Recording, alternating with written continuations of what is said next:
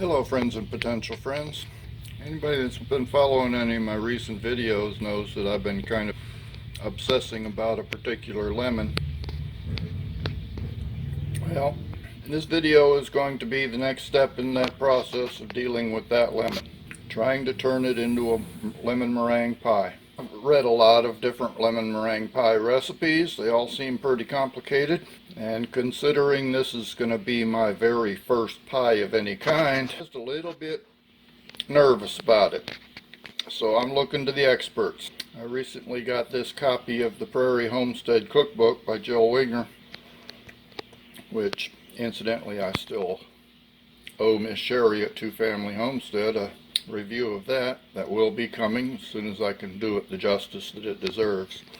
But in the meantime, I'm going to be using some of the things that are in this book.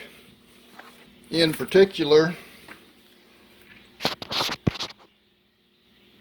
her butter pie crust recipe. I've never made a pie crust. I could go to the store and buy one, but I'm not going to. I'm going to do my best to make this all happen as from scratch as possible. For this recipe, as you can see, I need 1 1/4 cups of all-purpose flour, 1/4 teaspoon of fine sea salt, 5 tablespoons of cold unsalted butter, and 5 or 6 tablespoons of ice cold water. Seems like the key emphasis in this recipe is keeping that butter cold. So that's what I'm going to be trying to do. In fact, right now the butter and the water are in the refrigerator staying cool. But anyway, let me get started on this. Basically, she says combine the sugar or the salt and the flour in a bowl. Cut in the butter with a pastry blade or a couple of knives. I have one of those pastry cutters somewhere, but I haven't seen it in a number of years.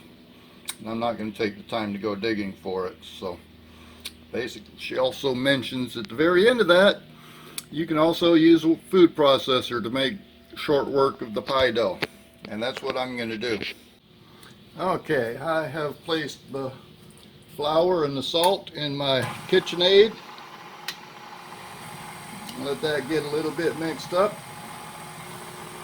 And then I'm going to slowly start adding in the butter.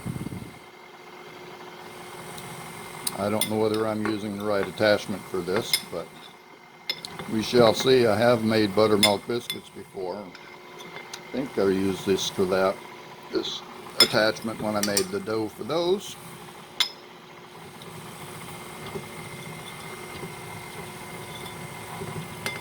Let's get this butter in there and see if we can get it broken down to the right consistency.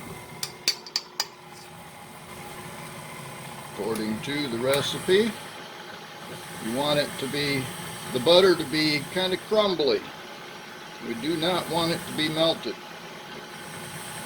In fact, the book says if I was doing this by hand, you do not want to knead the dough as it forms, because the heat from your hands can melt the butter. So it seems to be all about keeping that butter as cool as possible. See if I can get that broken up into the right consistency without making a mess and having flour all over everywhere.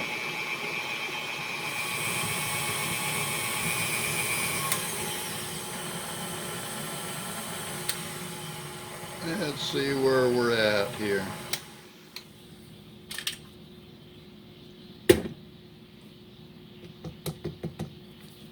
That's got it pretty crumbly, but it looks like I am going to have to add some of the water.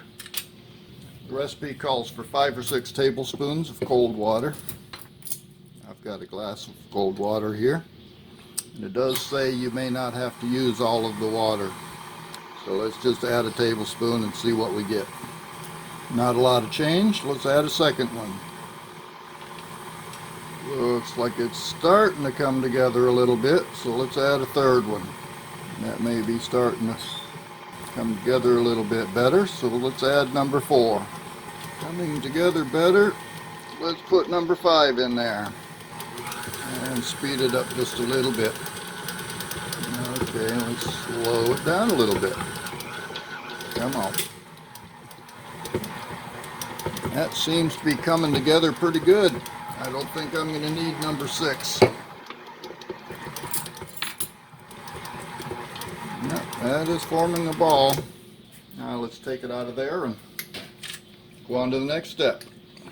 Okay, the next step is to take the dough out of the bowl, form it into a ball, and then place it in some plastic wrap. Wrap it up good. And put it in the refrigerator for about 20 minutes. So that's what I'm going to do. Okay, I misspoke in that last clip.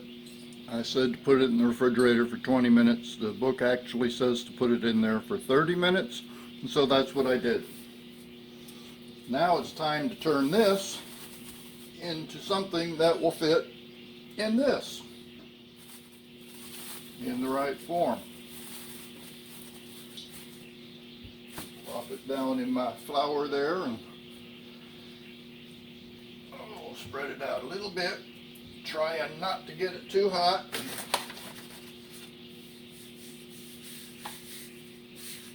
And then get out my handy dandy white husband beater.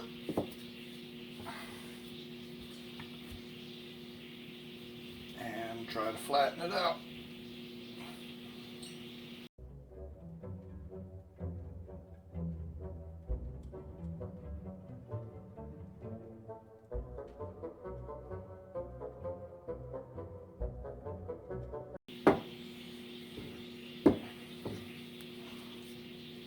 Does that look like it'll make it? Hey, that might make it. Now, what Mrs. Winger said is to fold it over once, fold it over a second time, and that should make it easier to put it into the pan, pie pan.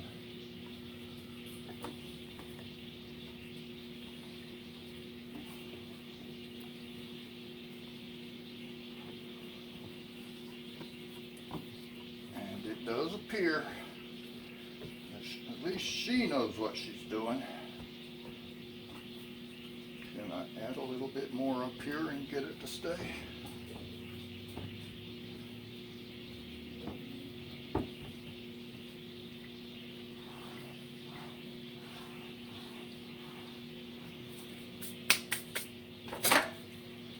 Okay, now this part I've seen my mom do.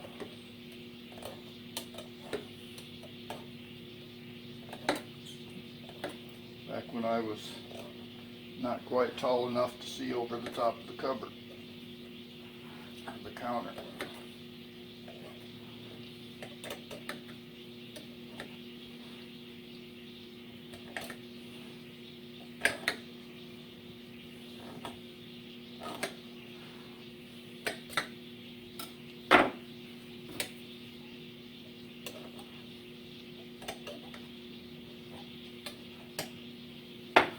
That seems to have worked. Thanks, Mom. Not sure what I'm going to do with this dough that's left over, but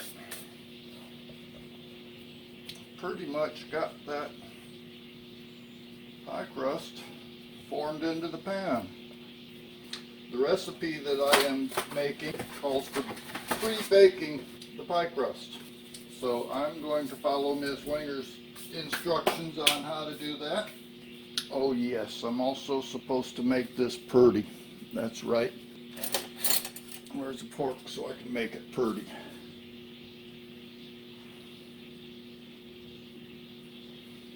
I'm not usually about purdy, but since she does specifically say forming the edges, you can either pinch it or use a fork to texture it. So I'm going to go ahead and do that.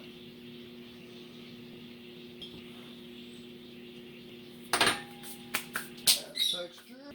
And now the next step is to put this into the freezer for 20 minutes.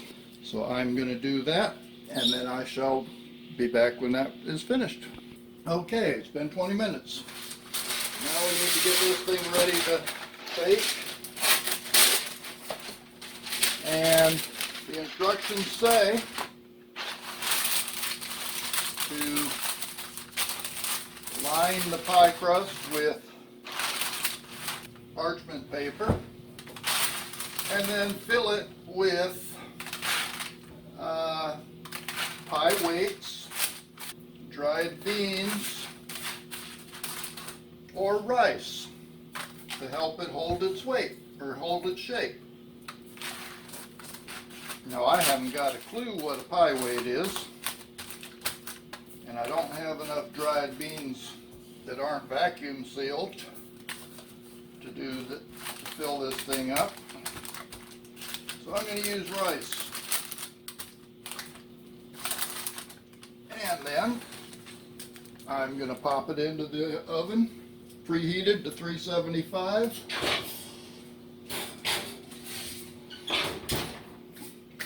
And let it bake for 20 minutes.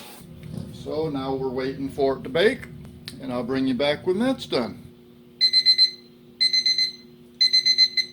Okay, 20 minutes is up. Now we pull this baby out of the oven. Ouch. Trying not to burn ourselves too badly. Close the oven because I'm going to need that in a minute.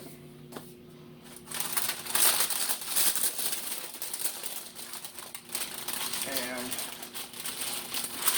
carefully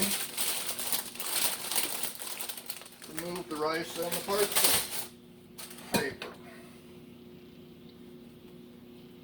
So far so good. Next step is pierce the crust